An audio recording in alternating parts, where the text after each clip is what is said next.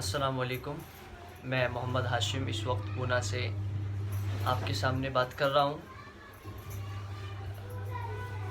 मैं आपसे बात क्या कहूँ, बस एक दर्द आपके सामने बताना चाहता हूँ कि इस वक्त हम मुसलमान मुल्क के अंदर बहुत ख़तरनाक सूरत हाल से गुज़र रहे हैं और सबसे ज़्यादा हमारे लिए तारीख़ के अंदर इस वक्त बहुत मुश्किल वक्त चल रहा है कि इस वक्त हुकूमत हमारे ख़िलाफ़ है, पुलिस हमारे ख़िलाफ़ है, मुल्क की मेजॉरिटी हमारे ख़िलाफ़ है, मस्जिदों को हमारी नुकसान पहुंचाया जा रहा है, हमारे नौजवान साथियों को फेक इनकाउंटर में मार दिया जाता है, गाय के नाम पर मॉब लिंचिंग हो रही है, दाढ़ी रखने के जुर्म में हाफिज़ जुनैद को मार दिया जा रहा है। ये सारे वाक़यात हो रहे हैं और हम समझते हैं कि इस वक्त मुल्क के हर नौजवान के दिल में ये बात ज़रूर पैदा हो रही होगी कि आखिर अब हम क्या करें।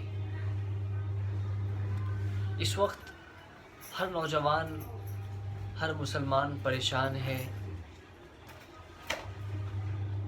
और ये बात अच्छी तरीके से हम समझ लें कि ये जो कुछ भी हो रहा है ये कानून के लिए, ये दस्तूर के लिए, ये डेमोक्रेसी के लिए हो रहा है, ऐसा बिल्कुल नहीं है मेरे भाई। ये सरासर हक़ और बातिल की जंग है। एक तरफ बातिल अपने नज़रियात के साथ है, वो चाह रहा है कि वो हक़ वालों को, ईमान वालों को, इस्लाम मुसलमानों को मिटा कर रख दे। तो दूसरी तरफ हम मुसलमानों का रवैया जो अभी तक रहा है वो माज़रत ख़वाहाना रवैया रहा है।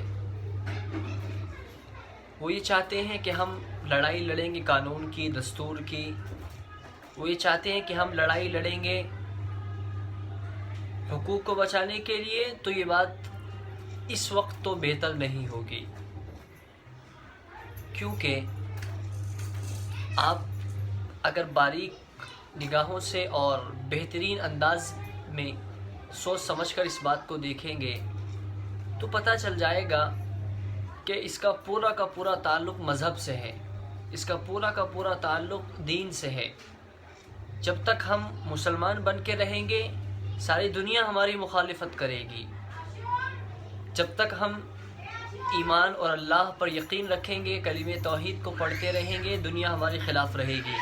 हम आज अपना मज़हब तब्दील कर लें, हम आज सरकारी मुसलमान बन जाएं, हम आज उनके तरीक़े को इख्तियार कर लें, तो हमें कोई दुश्मनी उनसे नहीं है, न वो हमारी दुश्मनी करेंगे।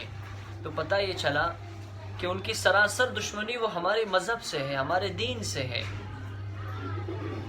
तो नाउम्मीद ना हो, अल्लाह से उम्मीद लगाएं और अपने ईमान को मजबूती के साथ साबित कदम रहें।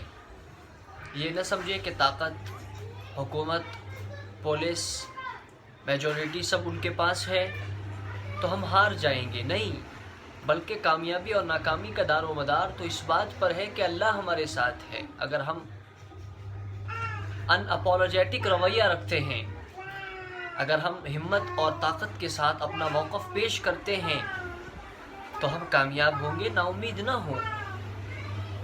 हक़ का काम गालिब आना है, बातिल का काम तो दबना है। ये आज हमें डरा रहे हैं, लेकिन अगर हमने इस्लाम और इस्लाम के कलीमे को दुनिया के अंदर नाफिज करने के लिए मेहनत और जद्दोजहद शुरू कर दी तो ये लोग हार जाएंगे। इनके पास इन्नल बातिल कान ज़हूक़ा, ये बातिल है। ये डेमोक्रेसी हो, ये सेकुलरिज़म हो, ये कम्युनिज़म हो, ये कैपिटलिज़म हो, फाशिज़म हो, ये नाज़िज़म हो, ये सब का सब बातिल है। हक़ सिर्फ़ इस्लाम है और इस्लाम गालिब आकर रहेगा।